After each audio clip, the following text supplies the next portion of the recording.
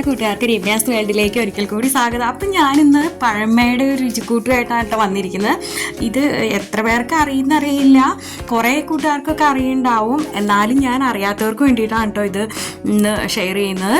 അതിനായിട്ട് ഞാനിവിടെ ഇതാ ചേമ്പിൻ താള് എടുത്ത് ഒന്ന് വട്ടത്തിൽ മുറിച്ചിട്ട് ഞാനത് നീളത്തിൽ, അതായത് അവിയലിനൊക്കെ നുറുക്കില്ലേ അതുപോലെയാണ് കേട്ടോ ഞാനിപ്പോൾ ഇവിടെ അരിഞ്ഞെടുത്ത് വച്ചിട്ടുണ്ട്.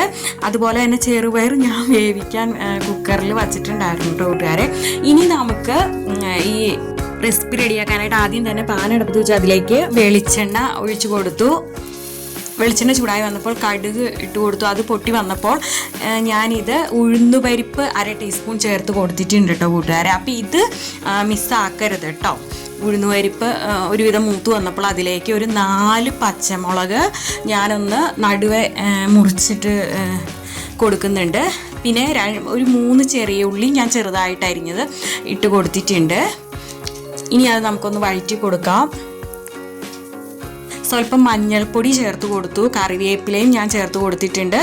ഇനി ഇത് നന്നായിട്ട് മൂത്ത് വരട്ടെ. ഇതിലേക്ക് നമ്മൾ ആദ്യം നുറുക്കി വച്ചിരിക്കുന്ന ചേമ്പിൻ താള് നമുക്ക് ചേർത്ത് കൊടുക്കാം. ഇനി സ്വല്പം വെള്ളം, ഒത്തിരി വെള്ളം ചേർക്കേണ്ട കേട്ടോ കൂട്ടുകാരെ. ഒത്തിരി വെള്ളം ചേർത്താൽ ഇത് കുഴഞ്ഞു പോകും. അപ്പോൾ ഒരു സ്വല്പം വെള്ളം ഞാൻ ചേർത്ത് കൊടുക്കുന്നുണ്ട്, തളിച്ച് കൊടുക്കുന്നുണ്ട്. ഇനി ഇത് നമുക്കൊന്ന് അടച്ചു വെച്ച് വേവിച്ചെടുക്കാം കേട്ടോ. അപ്പോൾ ചേമ്പിൻ താളിൽ കൂട്ടുകാർക്ക് അറിയാലോ ഒത്തിരി ഫൈബർ കണ്ടന്റ് ഉള്ള ഇതാണ് ചേമ്പിൻ താള്.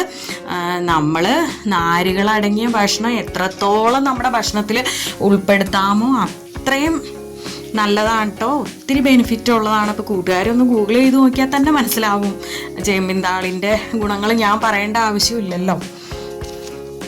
അപ്പം ഇതാ ഇടയ്ക്കൊന്ന് തുറന്ന് നമുക്ക് ഇളക്കി കൊടുക്കാം നമ്മുടെ ചേമ്പിൻ താള്. ഇത് പെട്ടെന്ന് റെഡി ആവും കേട്ടോ കൂട്ടുകാരെ.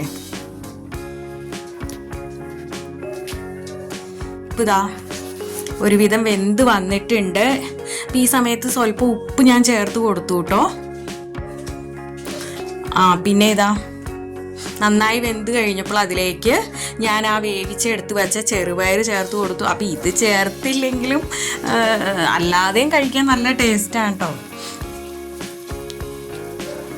പിന്നെ ചെറുപയറും കൂടെ ചേർക്കുമ്പോൾ സ്വല്പം ഇത്രയും കൂടെ ഹെൽത്തിയും ആവും, പ്രോട്ടീനും ആണല്ലോ. അപ്പം ഇങ്ങനെ ഉണ്ടാക്കി നോക്കാത്തവരെ ഉറപ്പായിട്ട് ഉണ്ടാക്കി നോക്കിക്കോളൂ കേട്ടോ. അടിപൊളിയാണ്, ഒന്നും പറയാനില്ല. ചോറിൻ്റെ കൂടെ, കഞ്ഞിയുടെ കൂടെ, ചപ്പാത്തിയുടെ കൂടെ ഒക്കെ കഴിക്കാവുന്ന ഒരു ഹെൽത്തി ആൻഡ് ടേസ്റ്റി റെസിപ്പി തന്നെയാണ് കേട്ടോ കൂട്ടുകാരെ. വീഡിയോ ഇഷ്ടപ്പെട്ടാൽ നിങ്ങളുടെ ഫ്രണ്ട്സിനും ഫാമിലിക്കും ഒക്കെ ഷെയർ ചെയ്യട്ടെ. അപ്പോൾ നല്ലൊരു വീഡിയോ ആയിട്ട് വരുന്നവരും okay, tata bye bye, thanks for watching.